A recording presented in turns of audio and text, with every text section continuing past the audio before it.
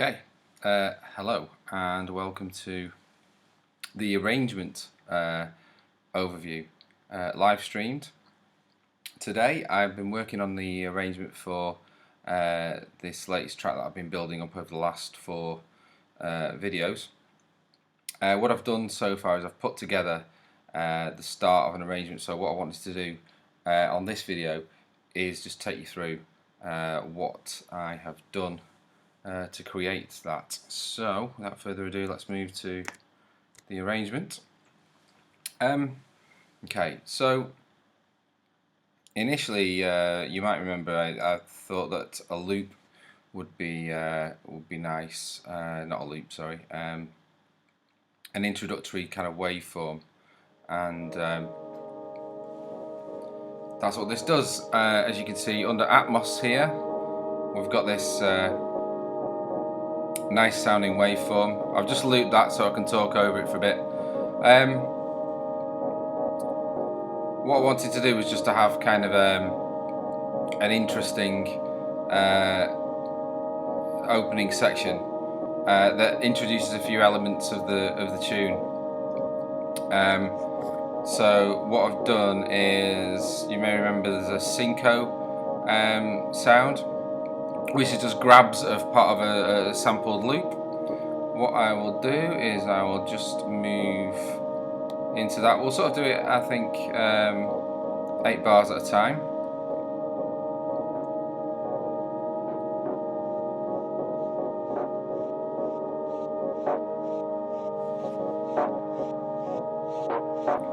So what you can probably hear there is the synco loop, but on top of that I've also got a kind of hi-hat replacement sound, which is actually just a section of an SFX sound taken out of a sample library right here. That is being played on a loop and fed into a sidechained compressor. What I've done with the sidechain sound, that's right here. So all that is just a 4 on the floor kick that is deactivated, and that gives you the impulse, if you like, for the sidechain. As you can see here, there's some rather extreme sidechaining going on. Threshold's right down to nearly -60 dB, but that gives it that really tight sidechain effect. Okay, and that is what's happening to the this looped section here. Hopefully that makes sense. If we move on a little bit, a lot of automation going on, which is the sort of additional extras that you get with an arrangement. So in the arrangement page, every track has its own automation section. So for example, if we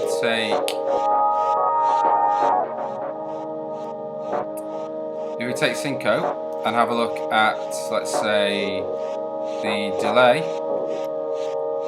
what I've done here is I've set the send to that delay to increase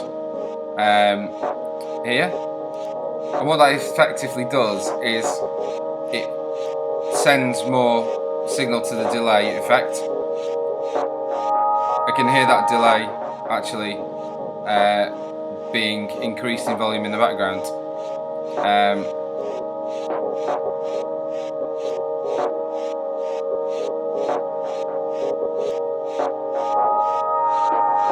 On the return side of things, I've got a bunch of returns. I've got a sidechained reverb, I've got a long delay, I've got just a standard big reverb that doesn't have any sidechaining on it, it just gives it a big room sound. There's another delay here which is used for syncopated delay, and I've got 3 additional reverbs that I took from a previous track which I haven't actually used as yet. As you can probably see here,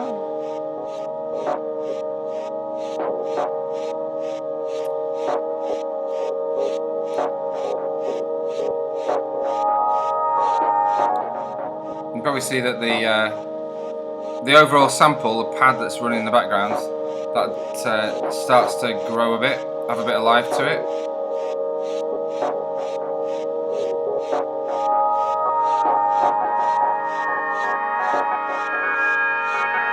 The delay on the synco sound's increasing and the kick comes in.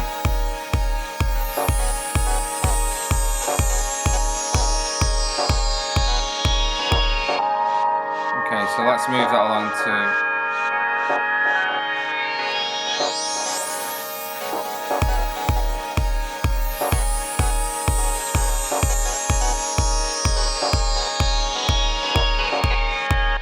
At this point, I figured that what I should do is build up the kick and its additional percussive sounds. What that means is that I needed to drop out additional stuff. So the sort of false hi-hat sound and the synco sound drop out at this point, and give way to just the kick and this ever-growing pad sound. So I'll just demonstrate that for you.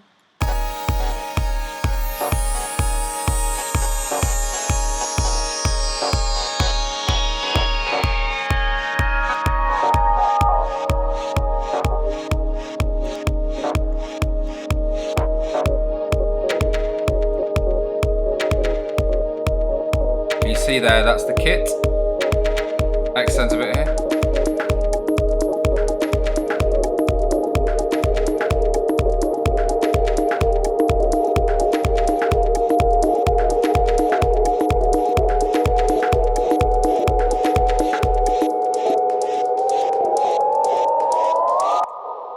Okay, and as you can probably tell, that is the end of the pad sound.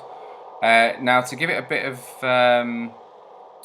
a sense of completion there, rather than just cut it dead, I dropped in an SFX sound. So if we just solo that, listen to this section.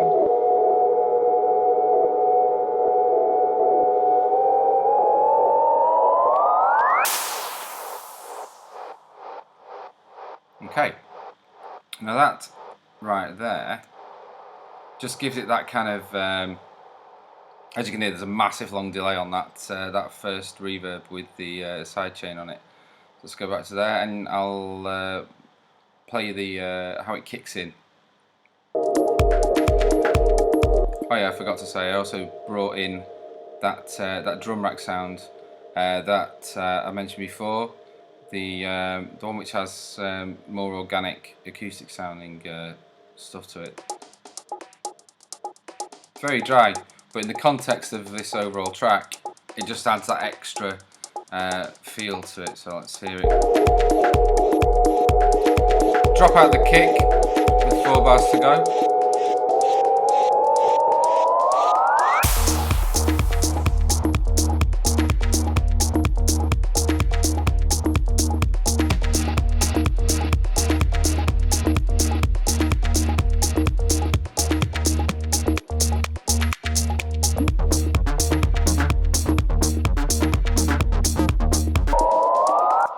Okay, so it all drops in, bass line comes in after that, the end of that section. The bass line is right here. Solo the bass.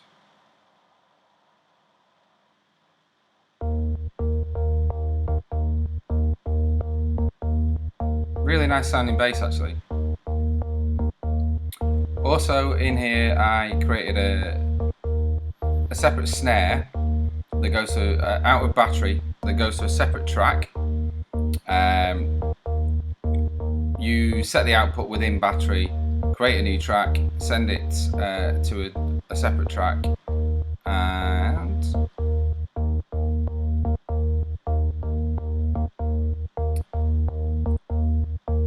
put a bunch of that reverb on it. So I'll show you what I mean by that.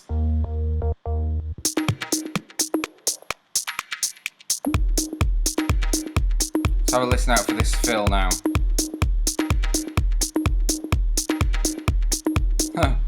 or not.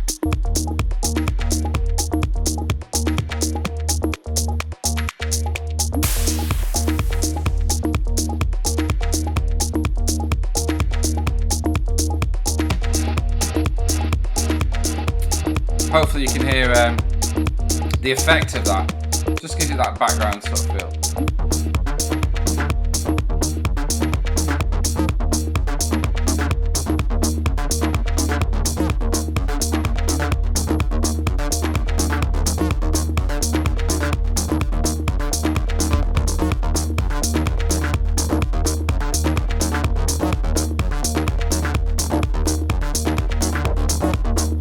So this is building. What we've got going there is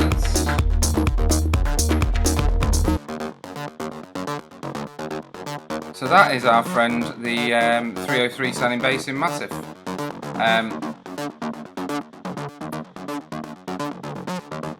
Done a few things with this, including actually manipulating the original instrument itself. So you can see there the filter is being manipulated. We can open up there.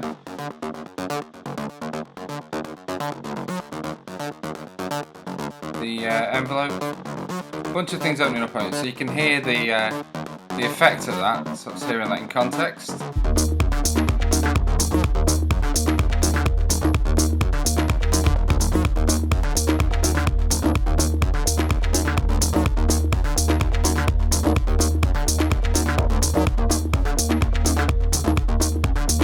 And I hear the old Synco coming here.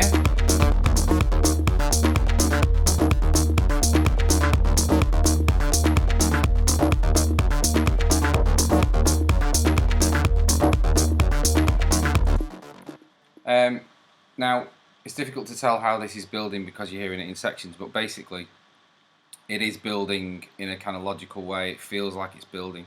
I found that stopping things dead, dropping parts out, dropping kicks out, all kinds of little just subtle changes or dramatic changes actually really help build a track and stop it becoming repetitive. And what I want to do at this point before the additional drum loop comes in, which really starts to drive the track, I want to do a complete stop, and what that involved was actually cutting out all the effects at the same time, so it's just complete dead air, and it's almost like a jolt. And then before it actually kicks in, one of these snare hits, which has got all that all that compressed side-chained reverb, hits at the same time as, I think it's Synco.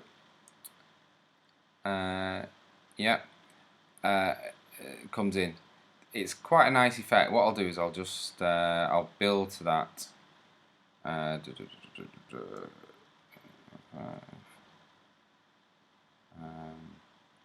Yeah, that should do it. Have a listen, see what you think of the stop. Just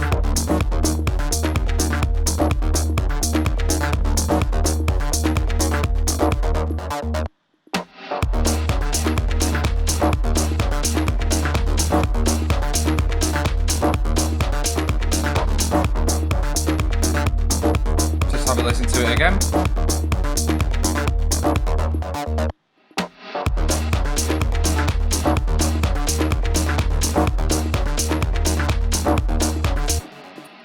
So as part of that build up, you can see I've changed the, by the way, all these are being dragged out of the arrangement page here. So for example, all these kit builds that we created, I can now just drag in onto the timeline, and so as the hi-hat builds and then the clap comes in, all the way going back to the kick drum on its own, it just allows you to just, right, I need a build here, I need a more open hi-hat, more pronounced hi-hat, drop it in off the session view. It just you've got that palette there ready to build. I know a lot of people, having watched quite a few YouTube videos on creating a song, take a very simplistic approach to writing a song. I'm not one of them. I like to really experiment, have a lot of fun with it, before I get to the arrangement page, the arrangement point.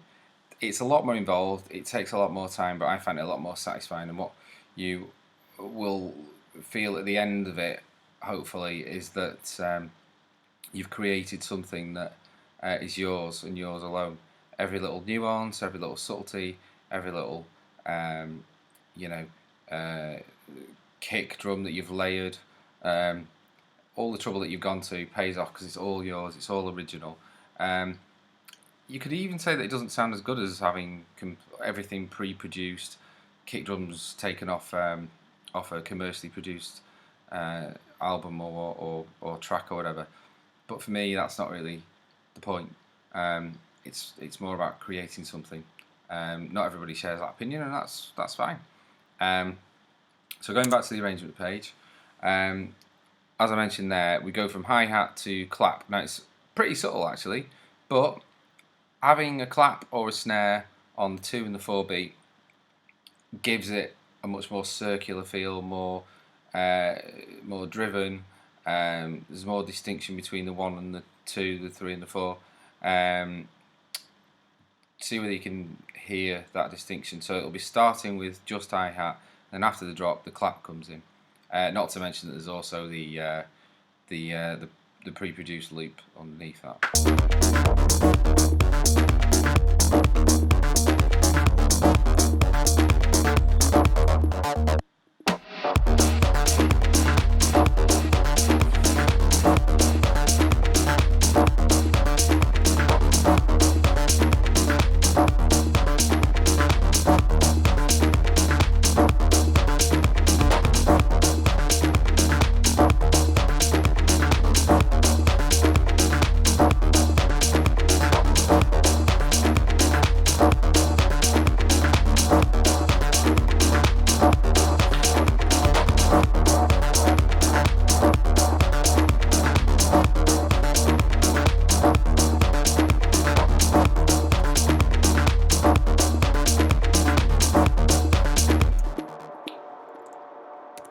Now, this is actually my favourite section of the track so far because everything really sits nicely together. It's very driving. We're at the sort of 2.5 minute point, so we're well into the build-up. As we go, I'm still building, so even if it's not adding parts, it's things like just increasing the volume on that background loop, increasing the amount of delay on the synco stuff, simple delay, long delay. There's an increase overall in the amount of effect that's being applied, particularly to that part. As you can see on this bit, that sidechain reverb is building, and it really adds to it. It's such a full sound, and you'll notice we haven't got anywhere near the melody yet, which I'm fine with. I mean, who knows how this will actually develop? I may not even go as far as the original drop. Not sure. I'll show you the rest of the track as far as I've got it. Not a great deal more to talk about at this point, or not a great deal more of the track. There's plenty more to talk about. Well, keep it relatively short. Okay, so let's go back to that build.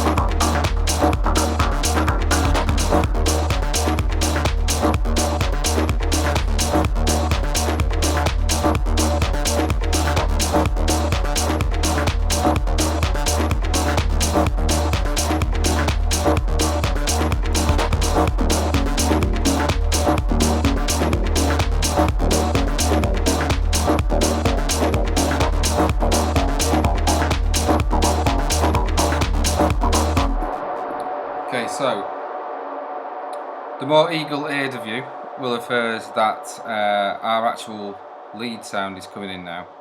Now, what I decided to do before I started the arrangement was I decided to throw four distinct sections into their own channels, and that was the chord-based stuff, the root line, which together make up the melodic section of it, the rhythm section, and that's it really. It's a combination of rhythm and melody, so that just allows me to, everything goes into the rhythm section that is bass or drums, and then they go into a nice little EQ section. That then actually allows me to do things like a low pass filter leading into the next section, so you just cut out all that bass gradually over, say, a 4-bar loop. In addition to that, it's all glued together with the glue compressor, which I am pretty impressed with actually. It does what it says on the tin. Transient master, again, this is rhythm section, so I've got a transient master plugin which has allowed me to add a little bit more attack, a little bit more sustain, and there's a limiter built onto that, which again just gives it a bit more oomph. You know, little things done in separation that add a little bit of drive, a little bit of compression, whatever. Done separately, there's a cumulative effect of that, which I find is much better than just jacking everything in the mastering process. That's a bit too much, I find, and it's much better. You get a much wider sort of sense of power if you do things separately across a number of different tracks, and all that subtlety builds together to give you a big sound. I mean, this is one of the bigger sounds that I've managed to create within Ableton, and actually way darker than most things I would normally do as well. But as I think I've said earlier, it's good to let the song suggest itself. You know, it is a process of writing, but you in a lot of cases you're channeling what is being suggested to you in your mind. So you'll come up with a sense of where something needs to go, and then your job is then just to translate that into zeros and ones in the software.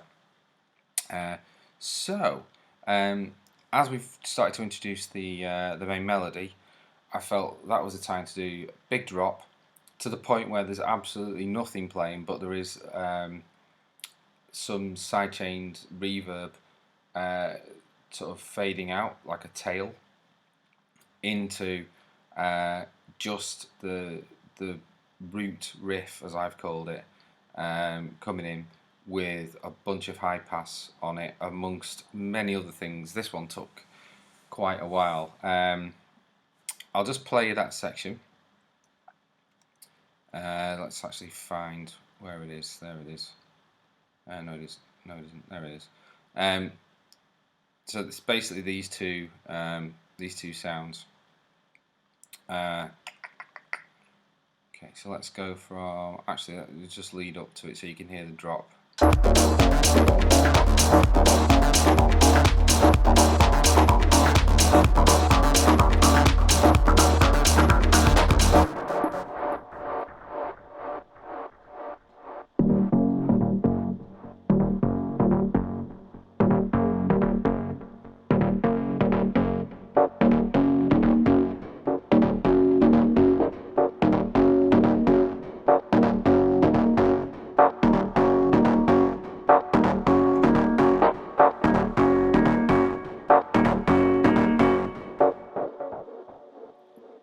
Okay, so I'm liking that. It's really quite big. Partway through that, I dropped in the piano right there. Now, as I was explaining earlier, the piano, which I've referred to as chord-based stuff, has its own little EQ. There's a lot of that for filtering on this. So if you look there, you can see that slowly building high pass, opening up and up and up and up. And if you think that's nuts, have a look at the root riff. So I ended up, because I wanted to try and maintain some crunchy bass to that root riff. It's a threefold process, but mostly EQ. I dabbled around with the automation on this EQ. So if you look at the, to open up a bit, if you look at the number of different frequencies and resonances I've tweaked throughout this, it's pretty insane. You'll be able to see it in action if I play it from here.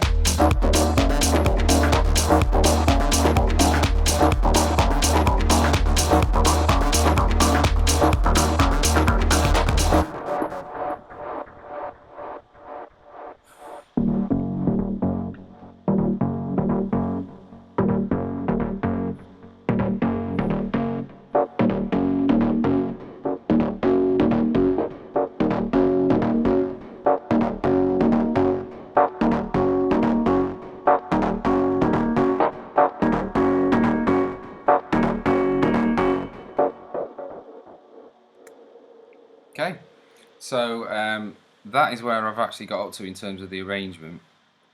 Plenty there. It's actually taken us up to 3 minutes 50, incredibly. So I have a feeling that this will actually go on quite a while.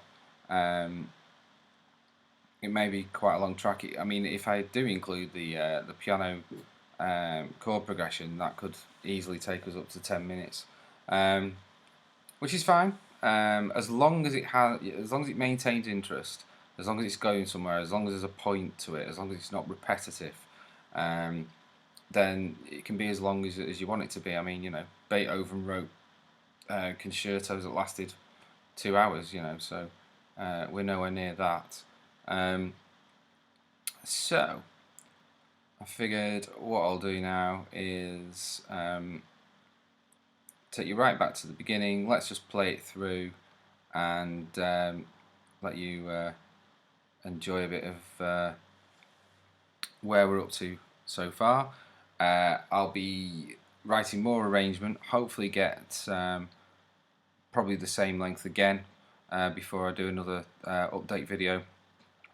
And just to sort of give you an idea of my intentions with this whole video series, it's really to take you through the creation of the individual parts within the session view, which I feel like we've now covered. Go through the arrangement. That'll probably be maybe one or two additional videos covering that.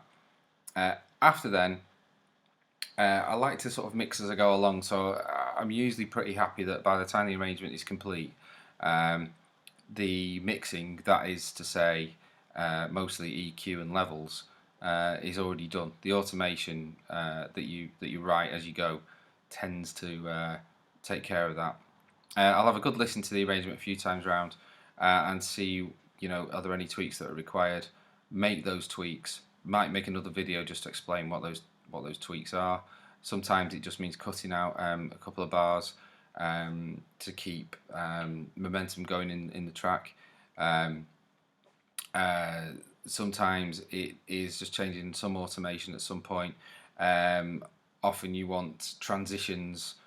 They're probably the hardest thing to do.